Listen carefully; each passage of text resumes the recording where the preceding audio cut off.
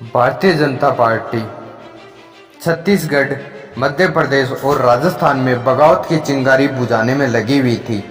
इधर supreme court के तमाम वकील दस्तावेज को जमा कर रहे थे, यानी 9 से 10 दिनों के भीतर मोदी और शाह की यहाँ टेंशन खत्म हो गई और एक नई टेंशन शुरू हो गई, क्योंकि सुप्रीम कोर्ट की दहलीज पर यह मामला पहुंचने वाला है कि अगर शपथ ग्रहण समारोह भी रुक सकता है तो दोस्तों आज मैं आपको पूरे सबूत के साथ दिखाने जा रहा हूं कि अगर शपथ ग्रहण समारोह किया जा रहा है कि उससे पहले ही सुप्रीम कोर्ट का दरवाज़ा खटखटाया जाएगा, बल्कि एक आदेश भी दिलवाया जाएगा कैसे भी करके शपथ ग्रहण को रोका जाए। लेकिन अगर शपथ ग्रहण हो भी गया, उसके बावजूद भी भारतीय जनता पार्टी के इन तीनों राज्यों के भीतर दोबारा से चुनाव होंगे, वह भी बैलेट पेपर से, क्योंकि बहुत तगड़ी सबूत सुप्रीम कोर्ट के वकील की तरफ से रख दिए गए हैं।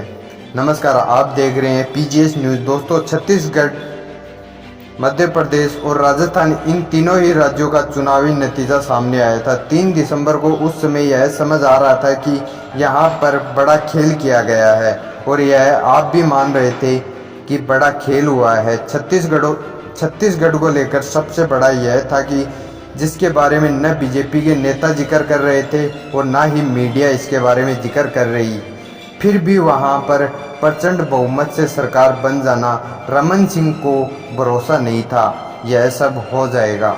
उसके बावजूद भी वहां प्रचंड बहुमत की सरकार बन गई और इसको लेकर पहले से ही तैयारी चल रही थी। सुप्रीम कोर्ट के अलग अलग वकील, अलग अलग लोग थे जो वह इस बात के लिए सुप्रीम कोर्ट का दरवाज़ा खटखटाना चाह रहे थे कि ईवीएम को लेकर एक बड़ा आदेश दिया जाए।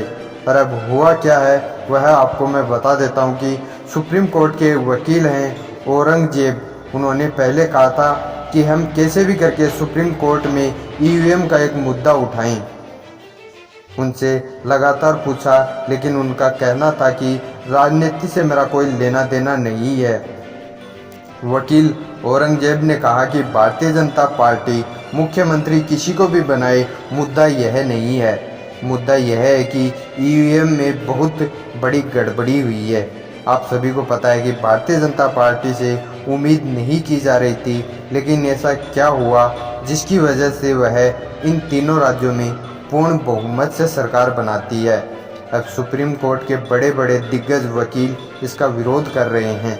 सुप्रीम कोर्ट के वकील औरंगजेब ने कहा है कि यहाँ पर प्रजातंत्र नहीं राजतंत्र आ चुका है, जिसे हम उखाड़ कर फेंकेंगे, यहाँ पर वापस से राजतंत्र लेकर आएंगे। इसके लिए हो सकता है कि शपथ भी रोकी जाए और तीनों राज्यों में शपथ भी ली जा सकती है, लेकिन सुप्रीम कोर्ट के हाथों से वह अपनी सरकार बना चुके हैं, वह भी हम उखाड़ फेंकेंगे।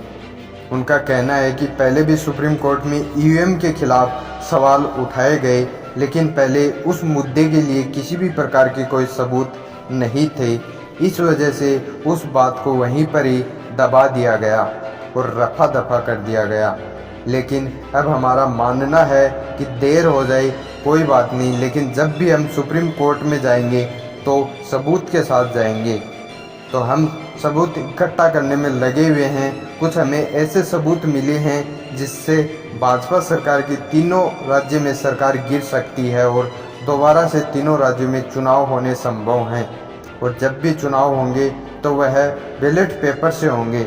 इस बार ईवीएम का इस्तेमाल नहीं किया जाएगा, क्योंकि आप सभी को पता है कि जिन राज्यों में भाजपा की कुछ सीटें आने की उम्मीदें नहीं थी, उन्हीं राज्यों में भाजपा ने प्रचंड बहुमत से सरकार बनाई है। तो इसके पीछे क्या रीज़न है वह आप भी समझ सकते हैं। वकील औरंगजेब ने कहा है कि ईवीएम के खिलाफ जो एक एक सबूत मेरे को जुटाने थे वह मैंने जुटा लिए हैं और वह मेरी फाइल बन चुकी है। अब कभी भी हम जो वकील और हमारी सुप्रीम कोर्ट की जो टीम आगे सुप्रीम कोर्ट के आगे प्रदर्शन करेंगे और सुप्रीम कोर्ट से एक जवाब मांगेंगे कि आगे से जो भी चुनाव होंगे वह ईवीएम के द्वारा ना होकर बैलेट पेपर से होंगे।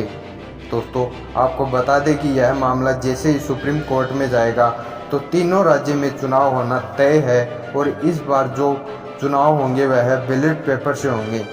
भाजपा पार्टी के द्वारा जो खेल खेला गया है वह तीनों राज्य में समझ आ रहा है, क्योंकि जिन उम्मीदवारों ने और जिन नेताओं ने ज़्यादा मेहनत की और एक्सपीरियंस लेकर बैठे हैं उन नेताओं को मुख्यमंत्री नहीं बनाया गया और तीनों राज्यों में नए मुख्यमंत्री बनाए गए हैं। इशू को लेकर जो पुराने मुख्यमंत्री हैं और जो पुराने उम्मीदवार हैं और जो भारतीय जनता पार्टी के जो कार्यकर्ता जुड़े हुए हैं वह भी कहीं ना कहीं यह चाहते हैं कि यहाँ पर जो मुख्यमंत्री बने हैं वह न बन पाएं। उनके मन में भी कुछ ऐसा चल रहा है। और राजस्थान की बात की जाए तो राजस्थान में वसुंधरा राजे ने जैसे ही मुख्यमंत्री भजनलाल शर्मा का नाम घोषित हुआ तो उसके दूसरे दिन से ही अपनी तेवर दिखाने शुरू कर दिए। अब देखना यह है कि कल मुख्यमंत्री द्वारा शपथ लेने के बाद कितने दिन तक भाजपा सरकार राजस्थान में टिकती है या जल्द ही वसुंधरा राजे कुछ ऐसा निर्णय लेंगी जिससे कि भाजपा सरकार और मुख्यमंत्री भजनलाल शर्मा की शपथ ग्रहण समारोह रुक जाए। दोस्तों, ऐसी जानकारी पाने के लिए बने रहिए आप हमारे YouTube चैनल पूरा ज्ञान सीखो के साथ। और आपने अभी तक हमारे YouTube चैनल को सब्सक्राइब नहीं किया है तो प्लीज़ सब्सक्राइब करें। धन्यवाद।